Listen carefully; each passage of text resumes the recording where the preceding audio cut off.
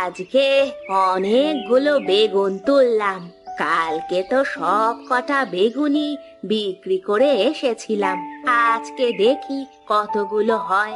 এই রোজ রোজ হেঁটে হেঁটে বাড়ি বাড়ি বেগুন বিক্রি করতে যেতে আর ভালো লাগে না। বয়সটাও তো হচ্ছে। বাবা রমেশ, বাবা রমেশ, একবার বেরিয়ে আয় তো বাবা। হ্যাঁ মা, বলো কি বলবে। কি ব্যাপার বাবা, এরকম সেজে গুজে তুমি কোথায় যাচ্ছ? মা, এক স্থানীয় কারখানায় কর্মখালির খবর বেরিয়েছে, আমি সেখানেই যাচ্ছি পরীক্ষা দিতে। যদি এবারে কাজটা পেয়ে যাই তাহলে তোমার সব কষ্ট আমি দূর করে দেব মা। ও, তাহলে তো খুব ভালো কথা। তুমি কি এক্ষুনি বেরিয়ে যাবে বাবা? আমার তো রান্না বান্না কিছুই হয়নি এখনো। না মা, রান্না বান্না করবার প্রয়োজন নেই, আমি বাইরে কিছু খেয়ে নেব। যত তাড়াতাড়ি সম্ভব কারখানায় গিয়ে পৌঁছাতে পারলে বাঁচি। আচ্ছা, তুমি কি জন্য আমাকে ডাকলে বললে না? না না বাবা, ও কিছু না। আমি বলছিলাম কি, আমার ব্যাগটা যদি তুমি বাজার পর্যন্ত একটু পৌঁছে দিয়ে আসতে। সে সময় তো তোমার হবে না, তোমার পরীক্ষাটা আগে দিতে যাওয়া উচিত। সেরকম কোনো ব্যাপার নয়, চলো না, তোমার ব্যাগটা বাজারে পৌঁছে দিয়েই তারপর না হয়। না বাবা, তুমি খুব ভালো করে মন দিয়ে পরীক্ষাটা দিও, কেমন? আচ্ছা মা, তাহলে আমি আসি, কেমন? আচ্ছা বাবা, এসো।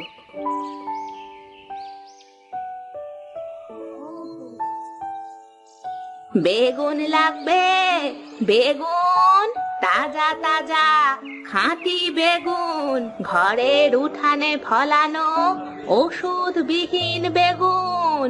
খেলে পরে স্বাস্থ্যের কোনো ক্ষতি হবে না। নিয়ে যান, নিয়ে যান, তাজা তাজা বেগুন নিয়ে যান। বুড়িমা, বেগুন কত করে দিচ্ছ কেজি? 1 কেজি 40 টাকা। তা বেগুন ভালো হবে তো? কানা বেগুন হবে না তো? আমার কাছ থেকে বেগুন নিলে তুমি ঠকবে না বাবা। একদম আমার ঘরের উঠানে ফলানো বেগুন। তাহলে আমাকে 2 কেজি মতো দিয়ে দিন। কি, কত করে বেগুন দিচ্ছ? 40 টাকা প্রতি কেজি দিচ্ছি বাবু। ওই তো বেগুনের হাল, তাও আবার 40 টাকা করে কেজি। আমার নিজের ঘরের উঠানে ফলানো বেগুন, কোনো রকম রাসায়নিক ওষুধপত্র এতে দেওয়া নেই। ও একটু ব্যবসা ট্যাবসা করতে গেলে এরকম একটু মিথ্যে কথা বলতে হয়, তা আমি জানি না। যদি 20 টাকা কেজি দিতে পারো বলো, না হলে অন্য কারোর কাছ থেকে নিয়ে নেব। না বাবু, আমার পক্ষে আমার বেগুন 20 টাকা কেজি করে দেওয়া সম্ভব নয়। ঠিক আছে, তুমি তাহলে বসো, আমি অন্য কারোর কাছ থেকেই নিয়ে নিই। হ্যাঁ বাবু, আপনি তাই নিন। তবে কি জানেন তো, কম দামে জিনিস দিলেই সেটা ভালো হয়ে যায় না। ঠিক আছে ঠিক আছে, তোমার জ্ঞান শুনতে আমি রাজি নই, আমি চললাম, কেমন? তোকে আমি দেখে নেব বুড়ি, একবার সুযোগ পাই তোর 12টা আমি বাজিয়ে ছাড়বো। না, এখানে আর বসে থেকে লাভ নেই। অনেক বেলা হয়ে গেল, গিয়ে আবার রান্না চাপাতে হবে। যাবার পথে যদি কোনো খরিদ্দার পাই, তাকে বড় বেগুনগুলো বিক্রি করে দেব। এখন এখান থেকে যাই।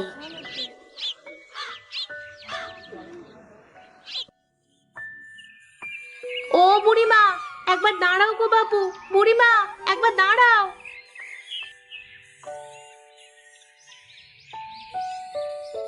তা কি গো বুড়িমা, তোমার কাছে বেগুন কি আছে আর? হ্যাঁ মা, কয়েকটা পড়ে আছে, তুমি নেবে? আজকে তো বাজারে যেতে পারিনি, তাই আজকে বাজারও করা হয়নি কিছু। কই, আমাকে যা বেগুন আছে দিয়ে দিন তো। তা হ্যাঁ গো বুড়িমা, বলি বয়সটা তো কম হলো না, আর কদিন তুমি বাজারে ব্যবসা করতে বসবে? দেখি মা, যতদিন শরীর দেয় ততদিনই কাজ করে যেতে হবে।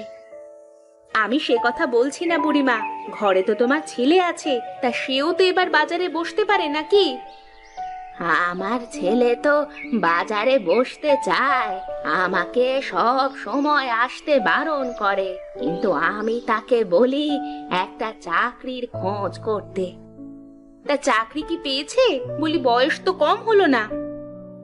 আজকেই একটা পরীক্ষা দিতে গেছে। আমার ছেলের কাজের গুণ মন দুটোই আছে মা, কিন্তু তবুও যে কেন কারখানার মালিকরা ওকে কাজে নেয় না কে জানে। দেখো, এবার পেলেও পেতে পারে, আর যদি না পায় তাহলে এবার ব্যবসায় বসতে বলো। তোমার এই বুড়ি বয়সে খাটাখাটনি আমাদের দেখতে ভালো লাগে না, বুঝলে?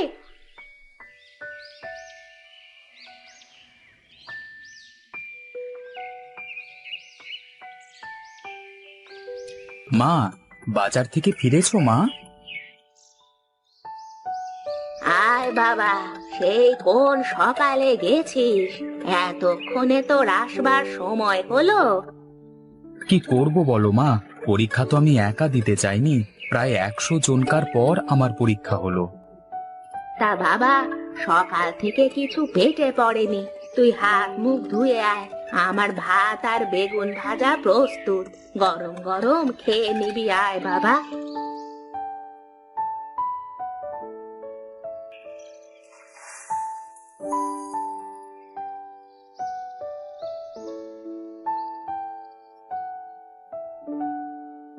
তা বাবা, কারখানার মালিক কি বললেন?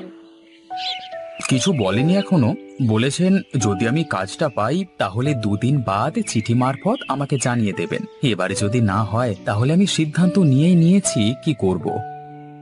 কি সিদ্ধান্ত নিয়েছিস বাবা? সেটা আমি তোমাকে এখন বলবো না মা, 2 দিন যেতে দাও, দেখি কি হয়। আমি তো মন প্রাণ দিয়ে চেষ্টা করেছি যাতে কাজটা আমি পাই, তারপর দেখা যাক কি হয়। আচ্ছা বাবা, বেশ, তুই এখন পেট ভরে খা। খাচ্ছি মা, তবে একটা কথা তোমাকে বলে রাখি, তুমি এই বেগুন ভাজাটা না খুব সুন্দর করো, যার কোনো তুলনা হয় না।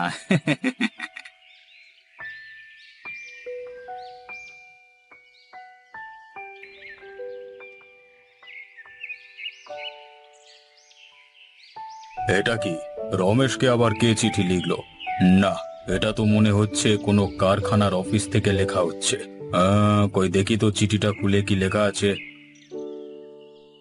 আচ্ছা, তাহলে এই ব্যাপার। তাহলে তো এই চিঠিটা কিছুতেই রমেশের হাত পর্যন্ত পৌঁছাতে দেওয়া যায় না। ও বেটা চাকরি পেলে ওই পুরীর অহংকার আরো বেড়ে যাবে। ওরা বেটা সারা জীবন গরিবই থাক।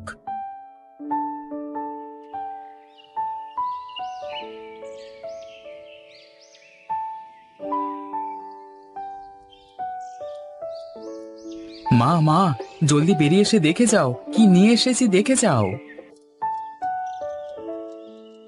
কি ব্যাপার বাবা, তুই এই সাত সকালে ভ্যান কোথা থেকে নিয়ে এলি? মা, তোমাকে আমি 2 দিন আগে কি বলেছিলাম মনে আছে? না বাবা, আমার তো কিছু মনে পড়ছে না, তুই কি বলেছিলিস? আমি বলেছিলাম 2 দিন বাদে যদি কাজের কোনো চিঠি না আসে তাহলে আমি অন্য একটা পরিকল্পনা করেছি। আজকে থেকে সেই পরিকল্পনা অনুযায়ী আমি কাজ শুরু করব। কিন্তু তোর পরিকল্পনাটা যে কি সেটাই তো বললি না।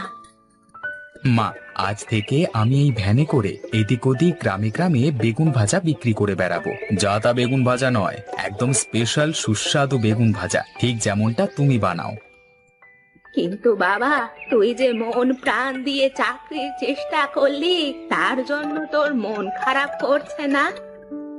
মা, মন খারাপ করে কি হবে, শুধু শুধু সময় নষ্ট ছাড়া আর কিছু নয়। এবার আমি সিদ্ধান্ত নিয়েছি যে আমি এদিক ওদিক বেগুন ভাজা বিক্রি করে বেড়াবো আমার এই ভাড়ার ভ্যানে করে। কিন্তু তুই এই ভ্যান কোথা থেকে পেলি? একজন ভ্যানওয়ালার কাছ থেকে ভাড়া করে নিয়ে এসেছি, দিনে 200 টাকা। কই নাও নাও মা, আমাকে জলদি করে কয়েকটা বেগুন তুলে দাও দেখি। আমি কড়াই উনুন ভ্যানে চাপিয়ে বেরিয়ে পড়ি গরম গরম বেগুন ভাজা খাওয়াতে।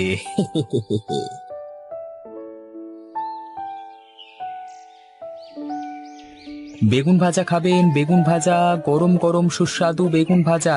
একবার খেলে বারবার খেতে ইচ্ছে করবে, মুখে লেগে থাকবে সারা জীবন। খেয়ে যান সুস্বাদু বেগুন ভাজা, খেয়ে যান। ও ভায়া, একটিবার দাঁড়াও দেখি। হ্যাঁ কাকা, কিছু বলছিলেন? বেগুন ভাজা বিক্রি করছো? তা কত করে পিস? হ্যাঁ কাকা, একটা গোটা নিলে 10 টাকা। একবার খেয়ে দেখুন না।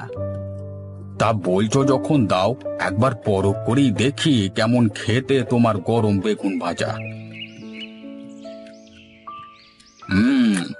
বাহ, এই যে দারুণ সুন্দর খেতে গো। এই বেগুন ভাজা যে অরুণদার বেগুন সুন্দরী কেউ হার মানাবে গো। আপনাদের ভালো লাগলেই হবে কাকা, আমি তো আপনাদের ভালো জিনিসটা খাইয়ে সেবা করতে চাই।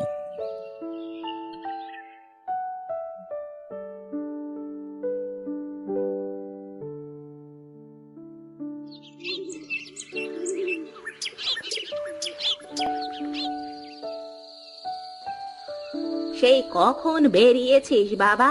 এতক্ষণে তোর আসবার সময় হলো? আরে মা মা মা, তোমাকে কি বলবো, আজকে আমার বেগুন ভাজা সমস্ত লোকে পছন্দ করেছে। তুমি কল্পনাও করতে পারবে না, আমি শুধুমাত্র আজকেই বেগুন ভাজা বিক্রি করে ভ্যান ভাড়া মিটিয়ে দিয়েও 1000 টাকা লাভ করেছি। বলিস কি রে বাবা, এ তো দারুণ সুখবর। হ্যাঁ মা, এখন ভেতরে চলো, খুব ক্লান্ত হয়ে গেছি আজকে, কালকে আবার বেগুন নিয়ে বেরোতে হবে।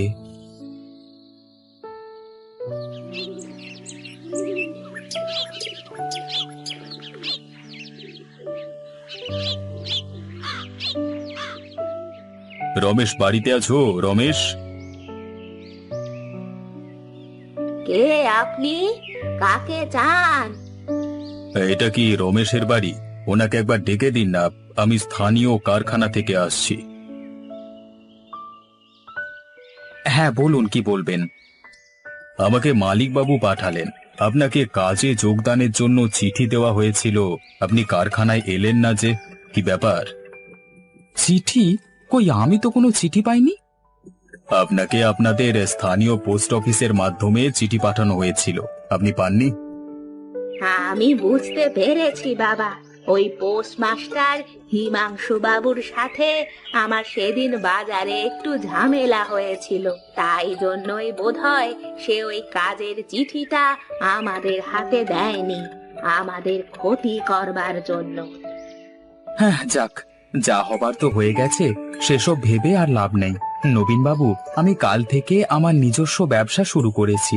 আপনি দয়া করে বাবুকে গিয়ে বলে দেবেন যে আমার পক্ষে কাজে যোগদান করা সম্ভব হবে না। না না, তা কি করে হয়, বাবু আপনার কাজ দেখেই খুব মুগ্ধ হয়েছেন, আপনাকে কিছুতেই হাতছাড়া করতে চান না উনি। বাবা রমেশ, তুই কাজে যোগদান করে নে বাবা।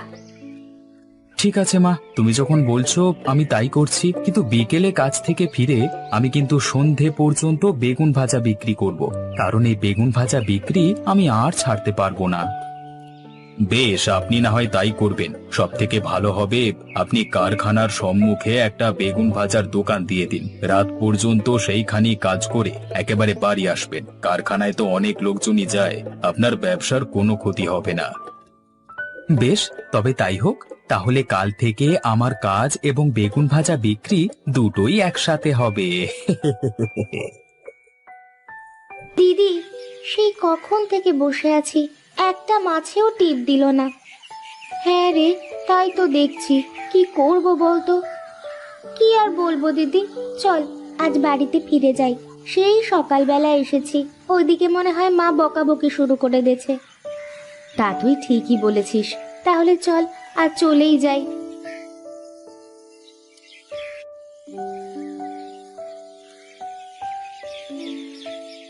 মেয়ে দুটো সেই সকালে বের হয়ে এখনো বাড়ি ফেরার কোনো নাম গন্ধই নেই। আজ আসুক বাড়িতে, দেখাবো মজা। কি হয়েছে বউ, এভাবে চেঁচামেচি করছো কেন? চেঁচামেচি কি আর সাথে করি? তোমার মেয়ে দুটো এখনো যে বাড়িতে আসে নাই। সেই সকালে তুমি যখন মাঠে বের হয়েছ, তখনই ওরাও বের হয়েছে। বলো কি? তবে বলছি কি, শোনো, মেয়েদেরকে একটু শাসন করো, তা না হলে কিন্তু বিপদে পড়ে যাবে। আজ আসুক একবার বাড়িতে, তারপর বলছি।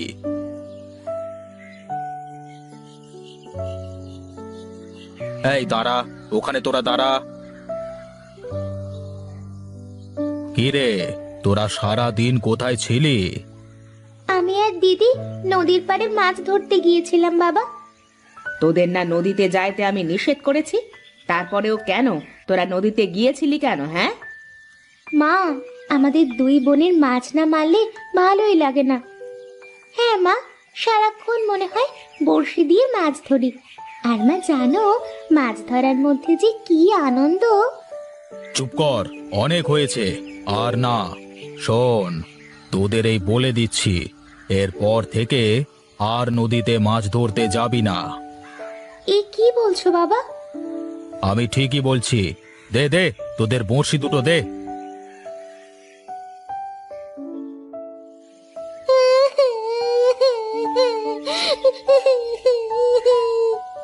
চুপ কর, চুপ কর, আর যা, ঘরের ভেতরে যা। শোনো বউ, ওরা যেন কাল থেকে নদীতে না যায়, তুমি ওদের দেখে রাখবে। আমি একটু বাজার থেকে ঘুরে আসছি।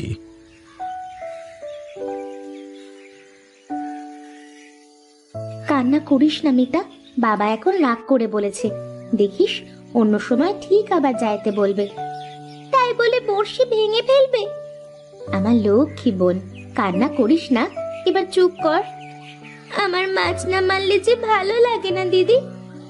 আমারও তো মাছ না ধরতে পারলে কিছুই ভালো লাগে না। শোন, আমরা রাতে বাবাকে বুঝিয়ে কাল যাব নদীতে মাছ ধরতে। কিন্তু বড়শি তো বাবা ভেঙে ফেলেছে। তাতে কি হয়েছে? বাবাকে বললে নতুন বড়শি ঠিক বানিয়ে দেবে। সত্যি বলছিস দিদি? হ্যাঁ রে হ্যাঁ।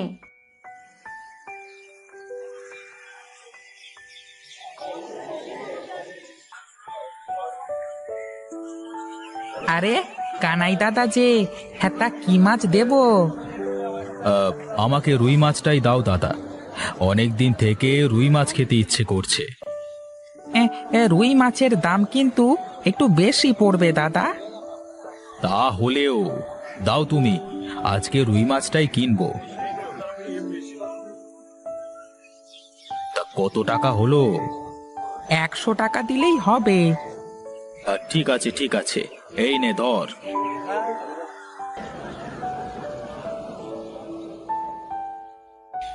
যাই, দ্রুত বাড়িতে যাই। বাড়িতে গিয়ে বউকে বলি রুই মাছের ঝাল রান্না করতে। আহা, কতদিন রুই মাছের ঝাল খাওয়া হয় না।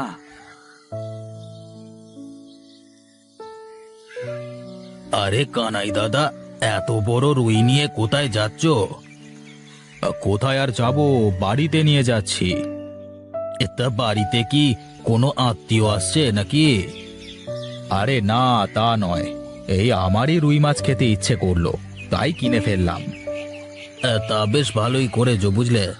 তা বলছিলাম কি দাদা, মেয়ে দুটো তো বড় হলো, বিয়ে দেবে না? আমার হাতে না একটা ভালো ছেলে আছে, তুমি চাইলে ছেলেটাকে দেখতে পারো। তা ভালো ছেলে হলে অবশ্যই দেখা যায়। তাহলে কালকে এক সময় তোমাদের বাড়িতে ছেলেকে নিয়ে যাব, কি বলো? এত করে যেহেতু বলছো, ঠিক আছে যেও। তাহলে তাহলে এখন আমি চলি, কেমন? আচ্ছা ঠিক আছে।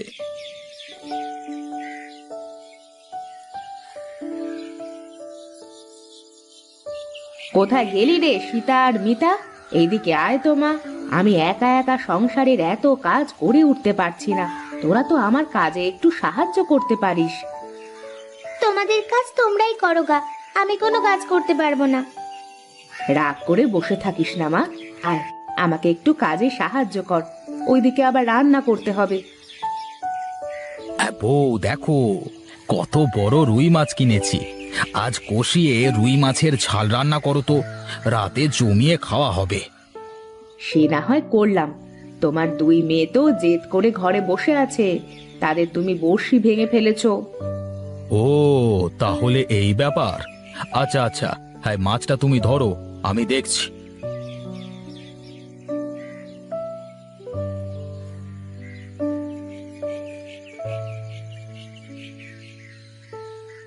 শোন রে মা, তোরা এখন বড় হয়েছিস।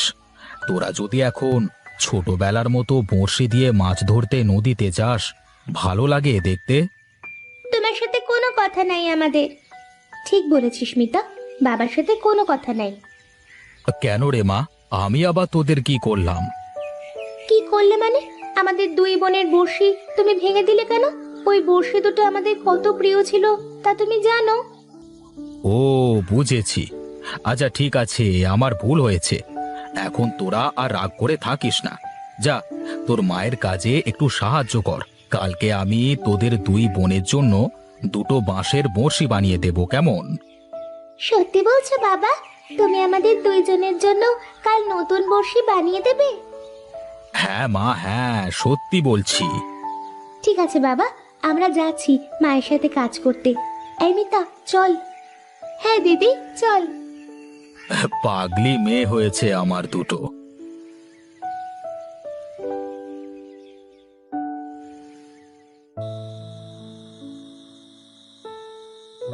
কি গো, শুনলাম তুমি নাকি ওদের বড়শি বানিয়ে দিতে চেয়েছো? হ্যাঁ, তা বলেছি। কেন, তাতে কি হয়েছে? ফের তুমি ওদের হাতে বড়শি দেবে? ওরা তো কাল থেকে বাড়িতে থাকবে না। কি রে মায়েরা, তোরা কি আবার নদীর পাড়ে যাবি? বাড়ি নতুন বড়শি আর আমরা মাছ ধরতে যাব না? এটা তো হতে পারে না। হ্যাঁ বাবা, আমরা কাল মাছ ধরতে যাব। দেখেছো দেখেছো, তোমার দুই মেয়ে কি বলে? বলি, সংসারের কাজ তো কিছুই করতে পারিস না। আজ বাদে কাল তো শ্বশুর বাড়ি যেতে হবে, সেই খেয়াল কি তোদের আছে? আহ মা, রাখো তো শ্বশুর বাড়ি। আমরা এখন অনেক ছোট, আমাদের বিয়ের বয়স এখনো হয়নি। তাই নাকি? এখনো বিয়ের বয়স হয়নি তোদের? থামো তো তোমরা, এখন ভাত খেতে দাও। দাও দাও, মেয়েদের লাই দিয়ে দিয়ে মাথায় তোলো। কি, কোথায় যাচ্ছ বউ? বউ, যা রে, তোদের মা তোদের উপর রাগ করে চলে গেল তো। আমরা আবার কি করলাম? এই দিদি, আমার খাওয়া শেষ, আমি ঘরে গেলাম। তোর খাওয়া শেষ হলে আসিস।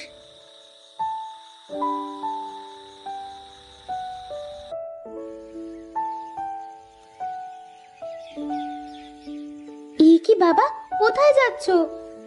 মাঠে যাচ্ছি, দেখছিস না? বাবা, আমাদের বাঁশের বড়শি কই? বাঁশের বড়শি কই মানে? কেন বাবা, তুমি কি ভুলে গেছো কালকের কথা?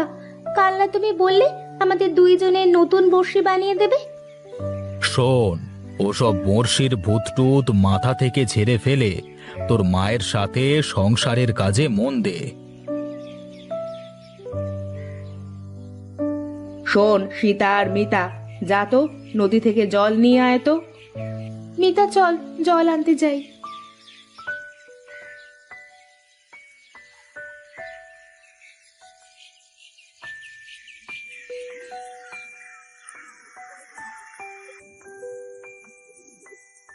দেখ দিদি, আজ মনে হয় অনেক মাছ হয়েছে রে। তাই কত মানুষ মাছ মারছে। হ্যাঁ রে, তাই তো মনে হচ্ছে। ইস, যদি এখন আমাদের কাছে বড়শি থাকতো তাহলে আমরাও মাছ ধরতে পারতাম। শোন না দিদি, আমার কাছে না একটা বুদ্ধি আছে। কি বুদ্ধি? আমার কাছে সুতো আর বড়শি আছে। শুধু একটা ভালো ছিপ হলে আমরাও মাছ ধরতে পারতাম। সত্যি? তোর কাছে সুতো আর বড়শি আছে? হ্যাঁ দিদি, সত্যি। ওই ওই দেখ দেখ, দুটো চিকন চিকন বাঁশ রয়েছে, ওটার সাথে বড়শি দুটো বেঁধে মাছ ধরি। চল চল দিদি।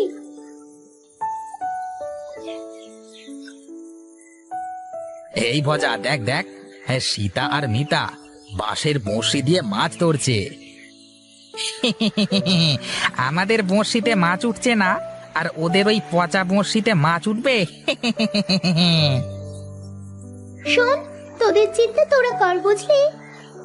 এই মিতা, চুপ চুপ, দেখ দেখ, মাছে মনে হয় টোপ গিলেছে।